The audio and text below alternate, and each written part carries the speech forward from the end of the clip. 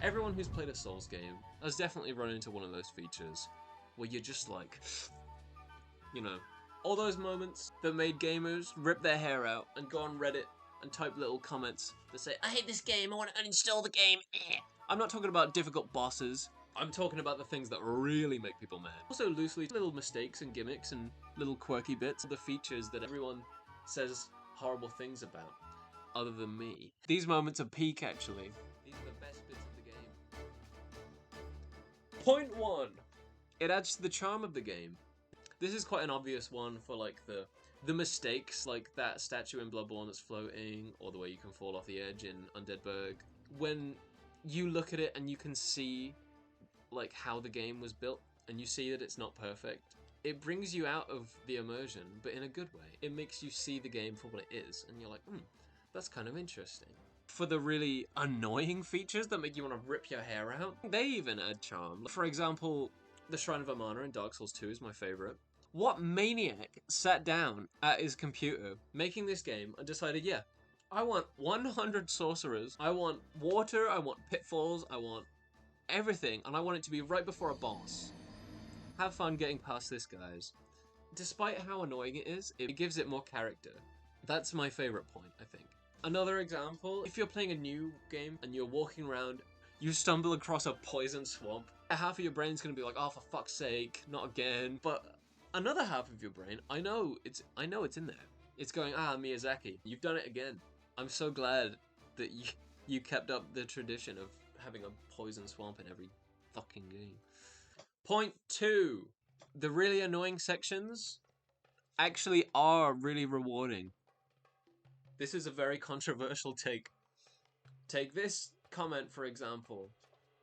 People are always saying like, oh my god, it's not even rewarding, I just want to uninstall the game, I hate this. And I say, nuh-uh. You cannot tell me the first time you got cursed, you fell all the way down, you got cursed by a basilisk in the depths, like, your health is like halved. You're so like, fucked completely.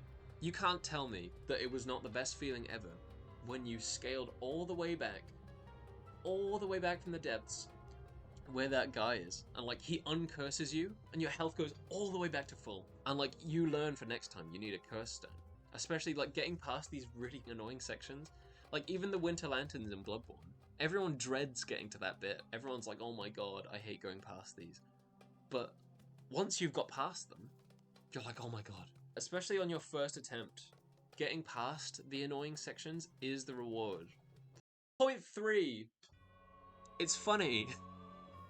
When else in the games are you gonna see some moron throw a controller through a wall?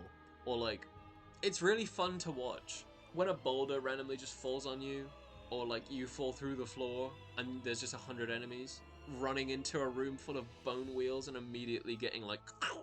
It's really funny. Really unfair, like comically unfair things happen to you.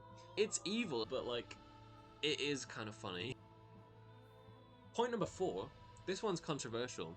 Really, really annoying sections actually increase the replay value, especially if you're really good at the game. When an area is just so unfair, it's always going to get you.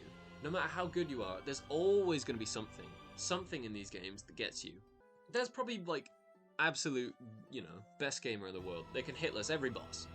But there's something that like, they go through one of these games again, they'll forget about it, and then it'll just jump out and be like, oh fuck, oh my god. They'll get hit with a frenzy or something. The average player, when they get to a section like Blighttown or Shrine of Amana, or like something, one of those areas that are just like absolutely horrible, like you don't want to stick around, they're just gonna get the hell out of there. They're just gonna go straight through, they're gonna barely scrape by, and they're gonna be like, oh my god, that was so scary. It makes the game more replayable for people like that too. They will have missed a lot of stuff, because they're not going to pick up all the loot, they're just going to get straight out of there. With horrible sections that you actually don't want to do, it really challenges you. And I think that's the point of the Souls games, really. It makes doing a hitless run and stuff, it makes the challenges harder, because there's shit everywhere.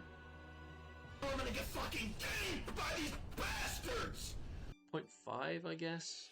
This is a minor point.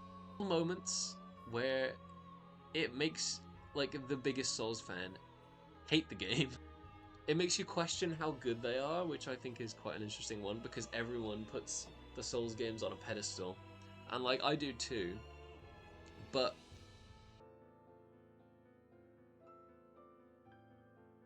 I think that every issue that comes with them adds to their brutal, mysterious nature, as well as their like godlike comedic timing. But yeah, they're some of my favorite bits. So maybe next time you run into something like horrendous, you get to Tomb of the Giants and you just fall off the edge, you get cursed, you get frenzied, something fucking stupid happens to you. Maybe you'll think, this is peak actually. I actually love this. Wait, put a picture of like the image of that guy crying, and then he's got like a mask over his face with like a smile. Me saying like, this is peak.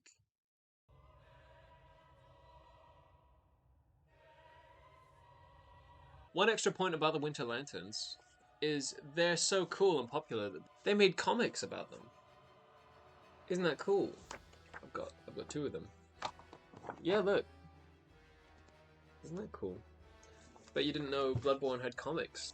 I bought this cover because I just thought it looked really cool. It does. So does this. This is like a special cover. Kind of sucks that it's blank at the back, but I like it. Oh my god, my necklace keeps doing that. Stop it.